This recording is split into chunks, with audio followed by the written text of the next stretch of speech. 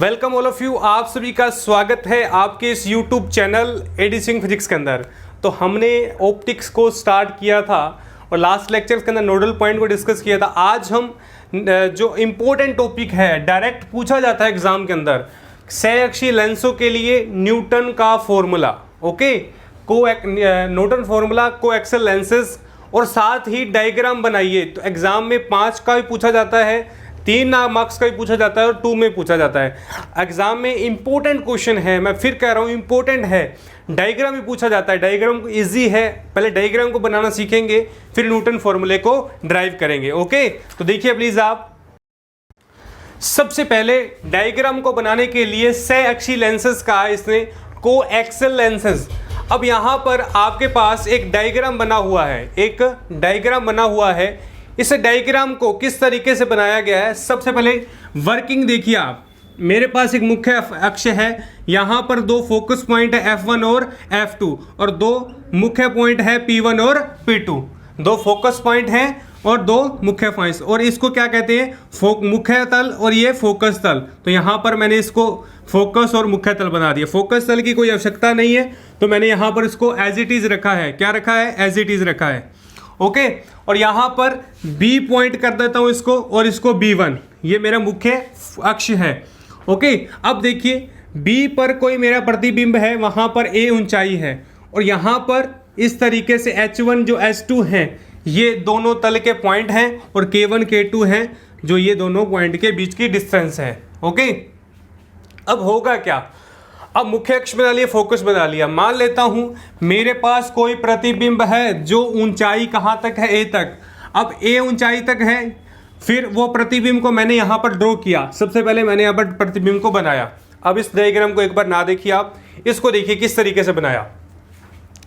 अब वो कहता है कि A से कोई प्रतिबिंब है, वो क्या है, मुख्य अक्ष के समांतर जा रहा है। H1 से टकराने के पश्चात यानी दूसरे अपवर्तन के पश्चात वह कहां से गुजरता है, वह B1 पॉइंट से गुजरता है। ओके, B1 पॉइंट से गुजरकर इसका क्या होता है, यहां पर अपवर्तन होता है।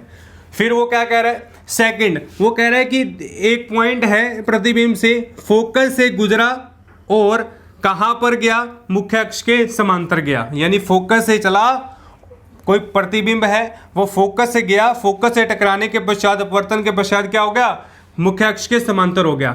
और यहां पर S2 पॉइंट से फोकस पर गया और कहां पर फोकसित हुआ, यहां पर, कहां पर, इस पॉइंट पर फोकसित हुआ। तो यहां पर मैंने वही ड्रॉ किया है जो मेरे पास है। और यहां देखिए B से प्रतिबिंब गया, जाने के बाद क्या हुआ, मुख्य अक्ष के समांतर हो गया। ओके, तो ये मेरे पास क्या एक प्रतिबिंब है, ये निर्माण की प्रक्रिया है। ओके, कुछ भी नहीं है, सिर्फ हमने यहाँ पर इसको ड्रॉ किया है। ये H1 है और ये माइनस का H1 है, क्योंकि हम मुख्य अक्ष के जो नीचे होता है जो भी एलिमेंट्स आएंगे उसको नेगेटिव लेंगे। अब देखिए मुख्य फोकस इधर है, तो फोकस और मुख्य अक्ष के बीच की डिस्टेंस को क्या किया मैंने, F1। अब नेगेटिव क्यों होगा, और ये यहाँ से यहाँ तक की दूरी X1 क्यों होगा, क्योंकि ये क्या है, दाईं ओर है, बाईं ओर। प्रतिबिंब बनने वाला जगह वो सारी की सारी क्या रहेगी, पॉजिटिव रहेगी।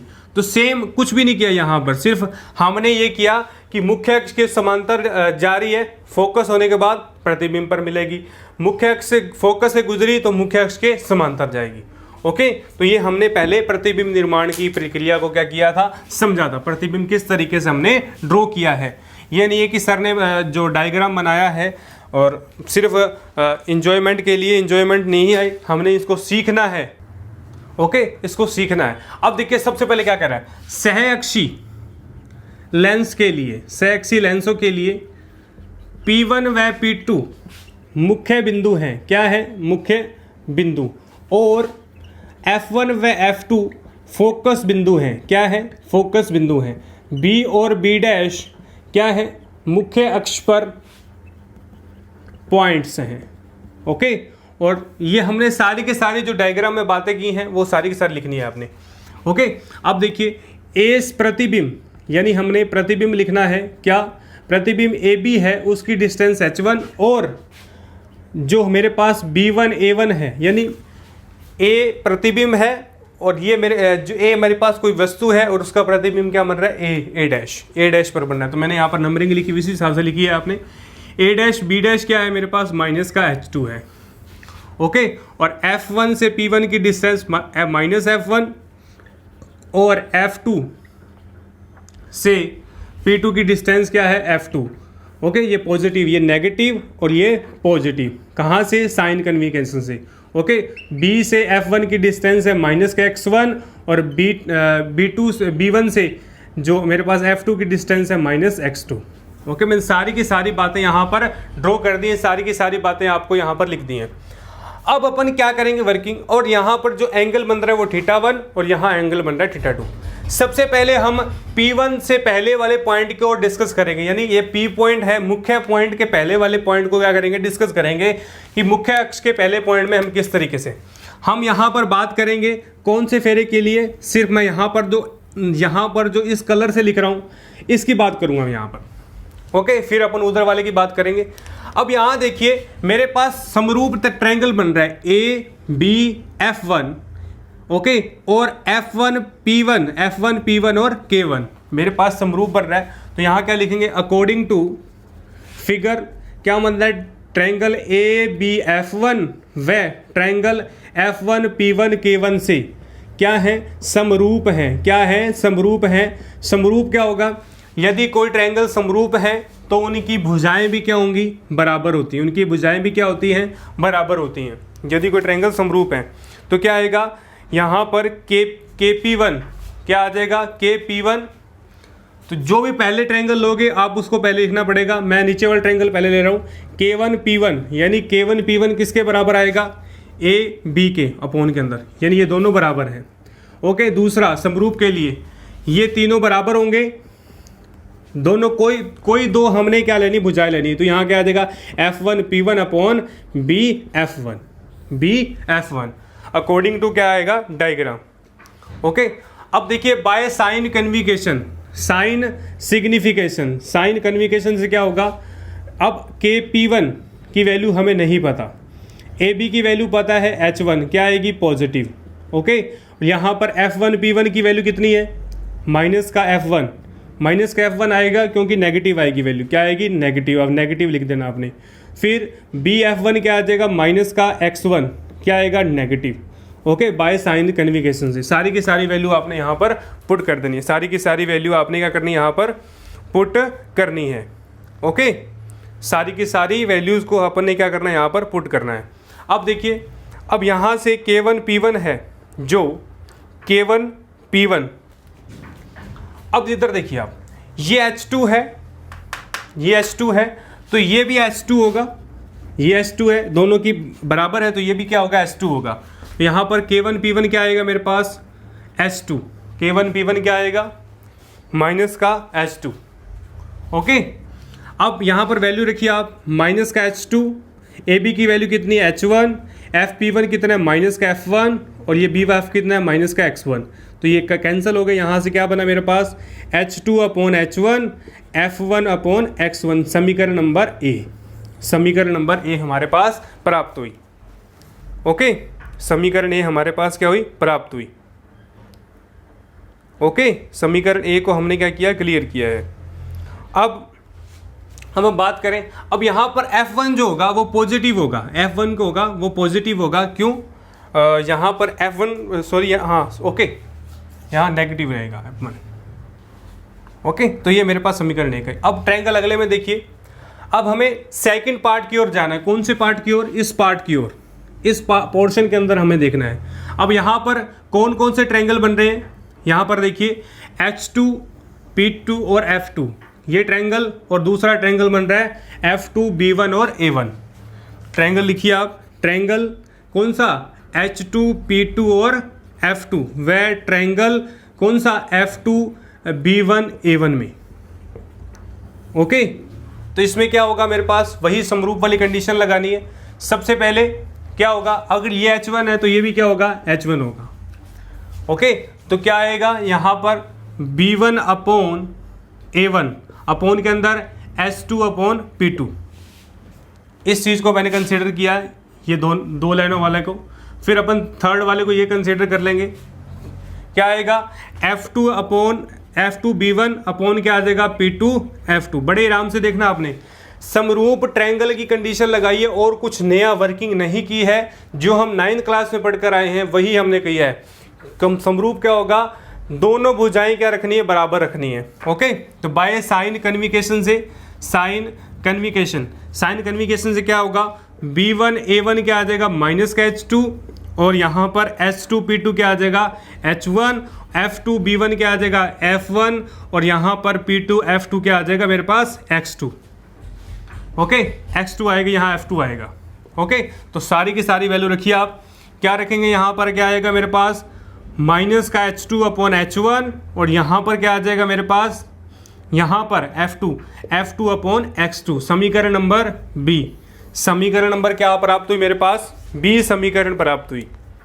ओके, B समीकरण क्या हुई मेरे पास, प्राप्त हुई। ओके, तो यहाँ पर B समीकरण को हमने क्या किया, प्राप्त किया है।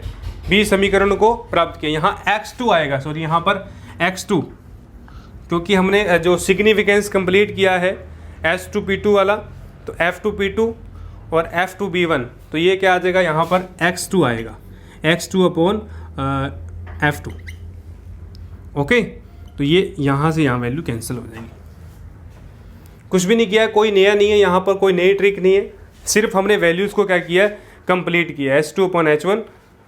ओके, अब देखिए समीकरण A व B से, समीकरण by equation A and B से क्या देख रहे हैं, H2 अपॉन H1 बराबर हैं, तो बराबर कौन से होंगे, ये दोनों बराबर होंगे, दोनों बराबर होंगे।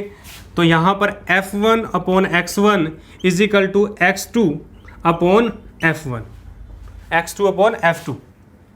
समीकरण A व B से हम क्या देख रहे हैं, समीकरण A व B से दो H2 अपॉन H1 बराबर है, तो ये दोनों भी क्या होंगे, बराबर होंगे।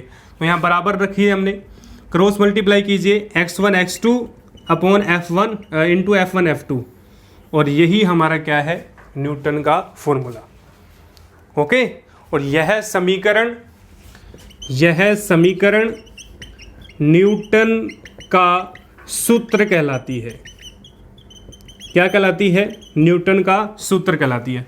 दिस समीकरण is called Newton equation, Newton formula. Okay, तो दिस समीकरण is called Newton formula. Okay, तो यहां तक हमने न्यूटन के फॉर्मूले को कंप्लीट किया। क्या इसमें मुश्किल है, कोई मुश्किल नहीं है इसमें, सिर्फ हमने इस डायग्राम को बनाना है, इस डायग्राम का सारा खेल है। यदि आपको ये बनाना आ गया तो आपका डेरिवेशन चुटकियों में जाएगा, चुटकियों में आप हल करोगे इसको।